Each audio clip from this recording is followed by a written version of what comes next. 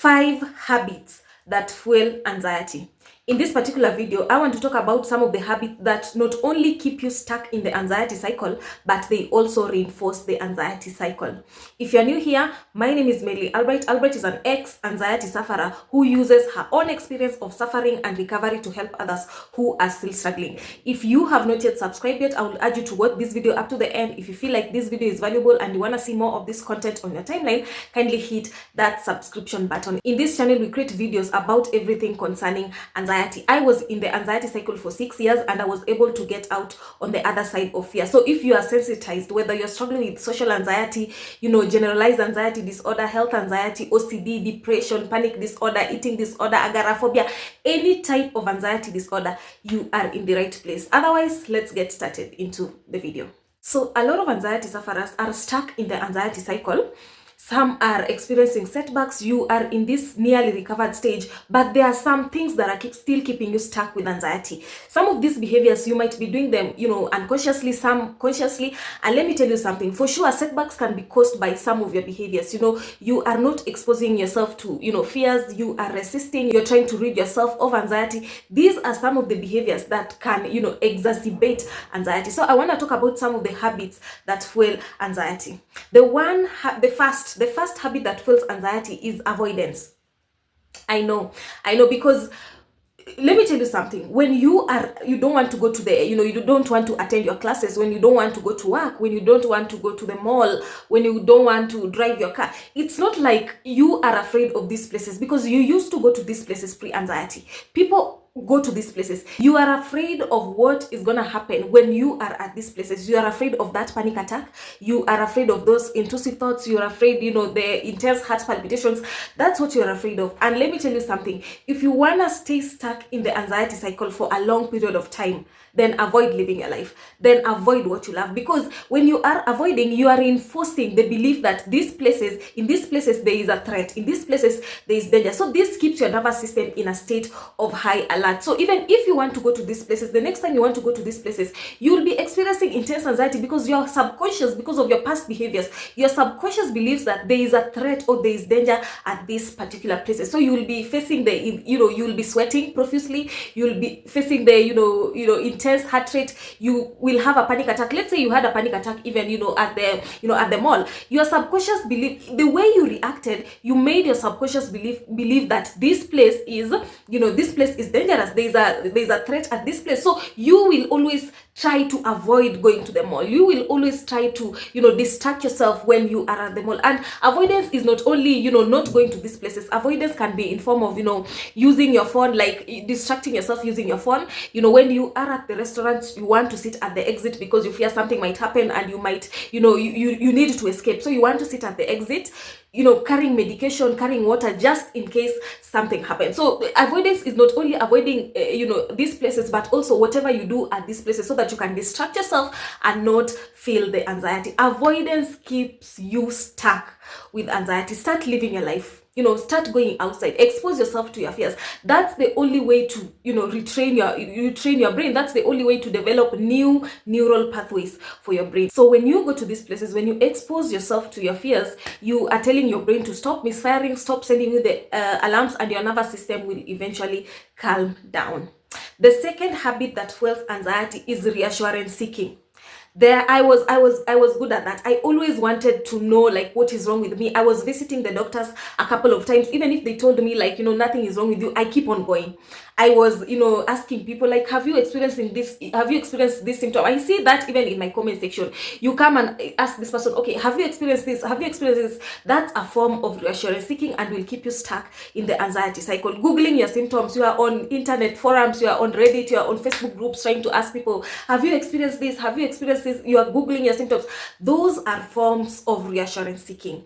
And when you're doing that, when you're seeking reassurance, you're teaching your brain not to be independent. You are afraid of sitting with uncertainty. And in this world, no one is certain about anything. No one is 100% certain about anything. So if you are seeking reassurance, if you don't want to sit with the uncertainty, you are only teaching your brain not to be, independent. And that's why you find that even after seeking the reassurance, even after asking about, have you experienced these headaches, After 30 minutes, you always have another question to ask. You are always just like, okay, maybe then they don't have the headaches, maybe someone else has it, maybe these headaches mean something else. Then you go again and ask and ask. So it's a habit, it's compulsive, and your brain will always crave for that external validation. So seeking reassurance keeps you, stuck in the anxiety cycle. It may provide some short-term relief, but in the long term, you can't sit on your own, you can't be independent, your brain can't be independent. It will always crave for that external validation. And this is how Googling works. You experience, let's say it's let me give an example with heart palpitation. You experience the heart palpitation, your brain comes up with a what if catastrophic thought. What if it's a heart attack? What if I die from this? What if something is wrong with my heart? Then you Google your symptom. After Googling, you find that, okay, anxiety cannot cause a heart attack, nothing is wrong with your heart. You find the short-term relief. Then again, another symptom pops up, and in your mind, it's always like, this, maybe it's something else. Maybe I didn't reframe my question well. And again, you experience dizziness. You again want to ask. So it's a loop. It's a loop that you are the one who is creating. So when you stop it at not believing the what if catastrophic thought, healing starts at step 2. Not believing the catastrophic thought. What if it's a heart attack? You have gone to the hospital, all tests have been done, and I always say, by the time you are watching these videos, I believe you're someone who has been to the hospital, all tests have been done, there is nothing that is wrong with you. So if the doctors know their job, if they have already found out that there is nothing wrong with you, believe it, because there is nothing. Anxiety is not a medical condition, it's not a physical symptom, it's a mental. That if you correct your beliefs, if you correct how you think, it's a thinking disorder. If you're able to correct that, then you'll be able to heal from anxiety. What used to help me, because I seek reassurance, my reassurance seeking behavior was compulsive. It was a habit that I had built over time. So what used to help me is saying maybe or maybe not to those thoughts, because I didn't know, I was not 100% sure. So you are gonna die from this, maybe you are not going to recover from this, maybe it's a heart attack. I just say maybe or maybe not, and nothing used to happen. Those are just what if catastrophic thoughts that are being brought by your tired mind, your sensitized nervous system. Just accept the situation, sit with the uncertainty. And also something that might be able to help is to delay the urge. Okay, I feel like looking at, is it a heart attack? Like, is there something wrong with my heart? Delay the urge. If you delay today for 30 minutes, the next day you'll be able to delay for 1 hour, the next day you'll be able to delay for 2 hours. And when 2 hours are over, you'll not feel like Googling anymore. You'll not feel like seeking reassurance anymore. The urge will, be gone. So delaying the urge, sitting with the uncertainty, because most times anxiety wants us to be certain. Anxiety always wants us to be certain. And in this world, you can't be certain about anything. You can't be certain about everything. We are just living. You don't know what will happen tomorrow. So sitting with the uncertainty, it is uncomfortable, but just sit with it. Accept the situation. Allow what it is. What if it's this? What if, yes, I know. You don't need an answer. It doesn't need solving, because those thoughts are a result of a tired mind. They are not who you are. They are not logical. They are bullshit. Just let them play in the background. The third habit that fuels anxiety is yearning for the past. The victim mentality. Yearning for the past creates a victim mentality. It makes you vulnerable to anxiety, because I understand, because this is something that I experienced. Because when you are in the anxiety cycle, you are always just like, I wish I never suffered from this. You start wishing for your life from the past. You start imagining how life was good. That won't help. Wishing you had your life before anxiety won't help. It makes you vulnerable. It creates the victim mentality. What you need to do is this. I always say the old you is underneath all those sensations. You just need to put in the work. You just need to put in the effort to get that back, the old you. In fact, you'll get a better version of yourself, but the old you is underneath. Wishing, yearning for the past, that's a form of fighting your current state. And when you're fighting your current state, what the signal that you're putting to your brain, that you don't want this current state. It is a threat to you, it is a danger to you. And the amygdala, the part of the brain's fear center, is going to release stress hormones. And when it releases stress hormones, you're going to have these same symptoms, these same intrusive thoughts, the panic attacks that you're trying to run away from. So stop yearning for the past. Just, it is what it is. Go with the mantra, it is what it is. You're gonna live with the current moment. If you allow whatever happens at this current moment, then you'll be able, the old you will begin to unwrap itself. Yearning for the past is, it's a common thing for anxiety sufferers. Don't just get stuck there, because you have the power.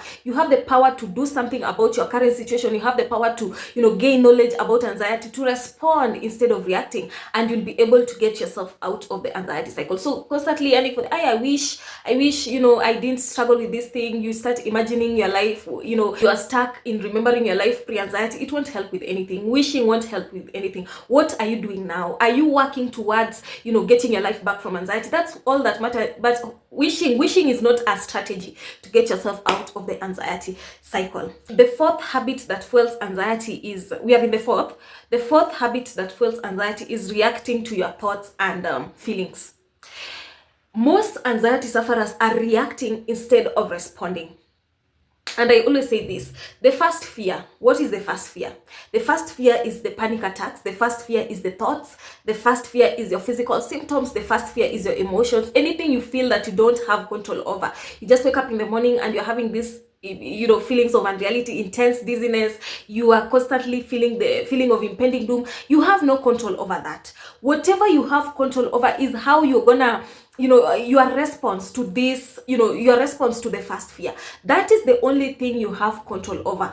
You need to learn how to respond instead of reacting. What is reacting? Most anxiety sufferers react with trying to stop the thoughts, trying to stop however you're feeling, getting rid of, you know, the sad emotions, you know, resisting anxiety, fighting anxiety. Those are what we call reactions, and they are the ones keeping you stuck with anxiety. So reacting to your thoughts and emotions. A thought can be so intense, it can come with a lot of, you know, a lot of anxiety. But how are you reacting? Are you panicking? Are you trying to stop this thought? Are you trying to suppress this thought? Because these behaviors are the same behaviors that are keeping you stuck with anxiety. They signal your brain that this thought is important because you have given it attention, you have reacted to it. Therefore, if your brain sees that these are the thoughts that you're giving attention, it will keep sending you more of those thoughts because that's what you are giving attention. Remember, what you focus on grows and may even become bigger.